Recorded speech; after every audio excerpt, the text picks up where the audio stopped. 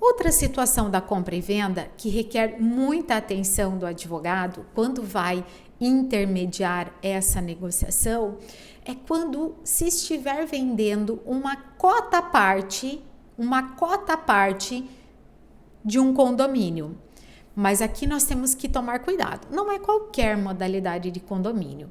Não é aquele condomínio edilício que é constituído do apartamento ou da casa no condomínio fechado. Não é disso que a prof está falando.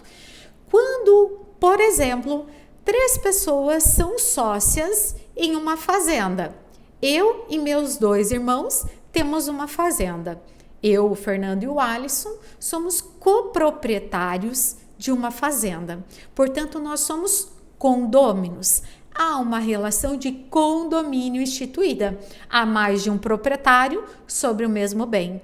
E nós dizemos que eu tenho uma cota à parte ideal dessa fazenda. Vamos imaginar que a fazenda tenha 99 alqueires. Eu tenho 33, o Alisson tem 33 e o Fernando tem 33 alqueires, certo? Então, nós somos coproprietários, nós somos condôminos. Se eu quero vender a minha cota à parte nessa fazenda, é muito importante que nós tenhamos uma cautela especial, porque aqui pode acontecer uma coisa muito grave com o comprador se ele não observar o que a lei diz que deve ser observado. E o artigo 504 traz informações importantíssimas para nós nesse momento. Então, a hipótese é de venda de cota à parte em uma relação condominial. Eu quero vender os meus 33 alqueires de terra, certo? O que eu preciso fazer nessa situação? O direito, ele entende que a relação condominial, ela é propícia a gerar conflitos e discussões. Portanto, o direito fala, olha, antes de prolongar essa relação condominial, é ideal que você tente acabar com ela. Ou seja, o Código Civil, ele diz assim, Andressa, se você quiser vender a sua cota à parte, antes de ofertar para um terceiro, oferte para os demais condôminos. Então, existe nessa relação condominial o que a gente chama de direito legal de preferência. Os condôminos têm o direito legal de preferência. Portanto, se eu quiser vender a minha cota à parte, antes de anunciar para terceiros estranhos, eu tenho que cientificar os meus irmãos que são condôminos nessa relação de propriedade. Portanto, eu tenho que informar o Fernando e o Alisson que eu quero vender a minha cota à parte.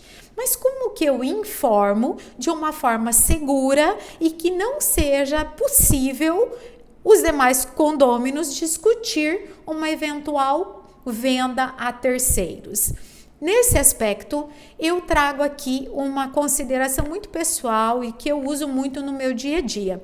Eu sempre elaboro para o condômino que quer vender uma notificação extrajudicial, informando a intenção de venda, informando o preço de venda, informando o valor, né, o preço, o valor e a forma de pagamento. E mais, é importante que o condômino que está vendendo indique um prazo para que os demais condôminos se manifestem, se querem ou não comprar. Porque se eles não se manifestarem, a gente fica liberado para ofertar para terceiras pessoas. Então, eu faço essa notificação onde eu indico esses elementos que eu já informei para vocês. E eu mando essa notificação por e-mail, por WhatsApp e também pelo registro de títulos e documentos. Por que pelo registro de títulos e documentos?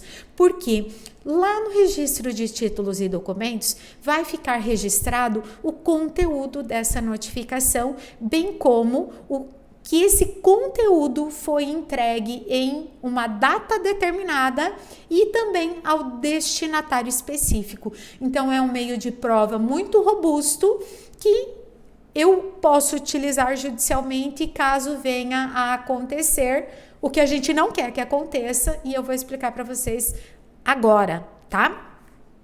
Então, se eu vendo para um terceiro, sem cientificar os demais condôminos, o condômino preterido, ele pode desfazer esse negócio. Não é que é anulável. Não, ele pode simplesmente desfazer essa compra e venda que eu fiz com um terceiro.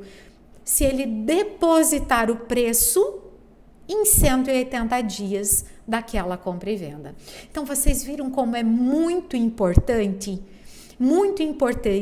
que o comprador de uma cota parte condominial tenha certeza que foi ofertado para os demais condôminos, porque senão os demais condôminos eles podem vir e depositar o preço judicialmente e desfazer aquele negócio jurídico no prazo de 180 dias. Imagina as consequências de uma situação dessa.